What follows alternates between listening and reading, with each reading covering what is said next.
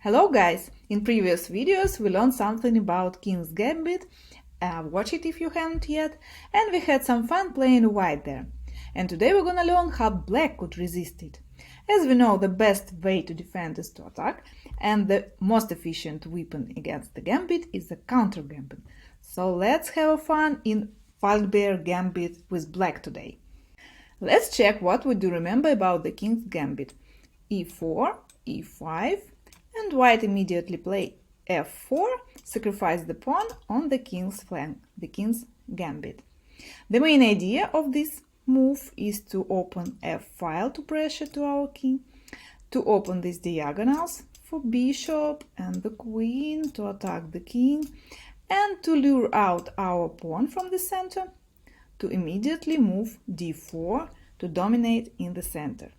These are the white ideas in King's Gambit, and we learned about them in previous videos. So here we can accept the gambit. Then the game would be like this: ef, knight f3, we're gonna play g5 to defend this pawn, white gonna explode this defense, and we're gonna move this tempo, g4, knight e5, and play these King's Gambit variations, which we should learn in this case. But today I suggest you to try the alternative way, not to accept the gambit, not to take the f4 pawn. We're gonna play d5 instead. Can you see this construction? This is the Falkbeer Gambit. And here we sacrifice e5 pawn, but what if white would accept it? This is the mistake. And here's the first trap you're gonna prepare for white. If white take this pawn, they immediately get queen h5 check. If they're gonna defend with the g3, here's the check, and the rook is lost just right in the beginning of the game. If white can see they cannot play g3 and they go with the king, it's even worse for them, because queen e4, we're gonna just checkmate them like this, and maybe like this. So taking fe is the fatal mistake for white.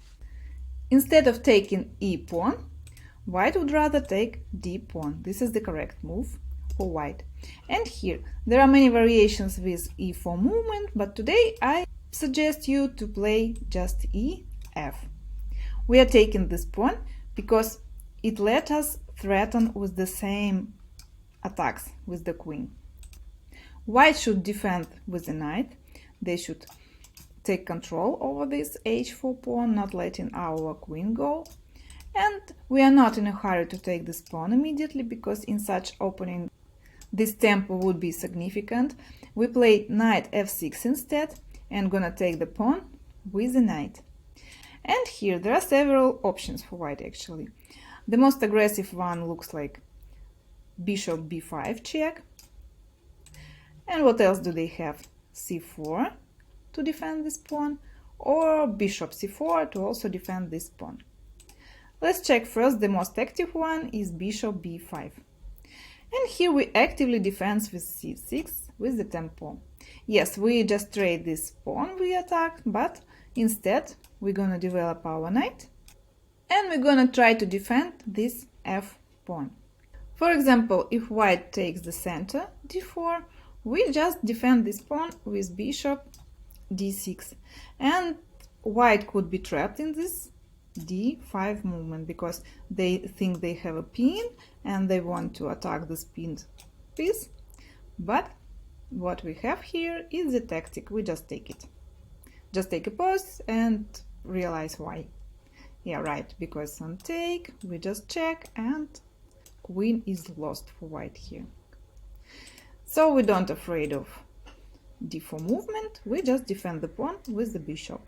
And then maybe castling, and we play this position. Now we're gonna develop our bishop here to pin this knight, and after that we continue attacking this d4 pawn.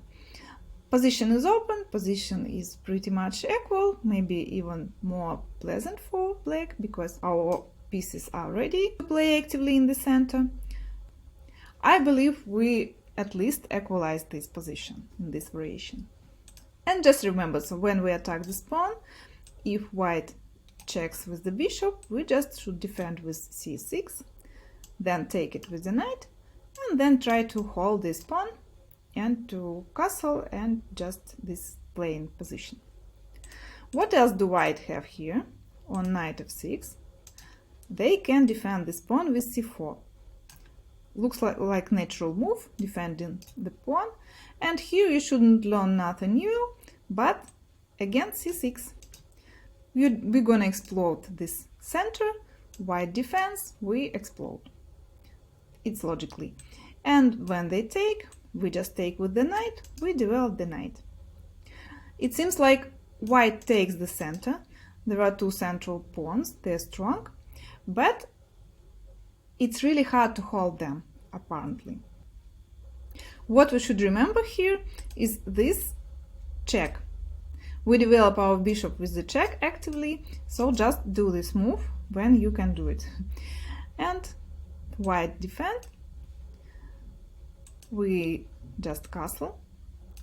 And here white needs something to do with their king, because we're already threatening with the rook on e-file. They should defend it with the bishop, and we just make a play on this pin, right? We attack the pin piece, they should defend, and we just trade our knight for the bishop, leaving the pair bishop in case of the endgame. After that, we develop another bishop, also pinning this knight, and on castling, we can see that white just cannot hold this d4 pawn, right? Because we already can exchange and trade, and just take this pawn, or else we should prepare taking this pawn. Anyway, it's a weakness for white, and we just pressure on it.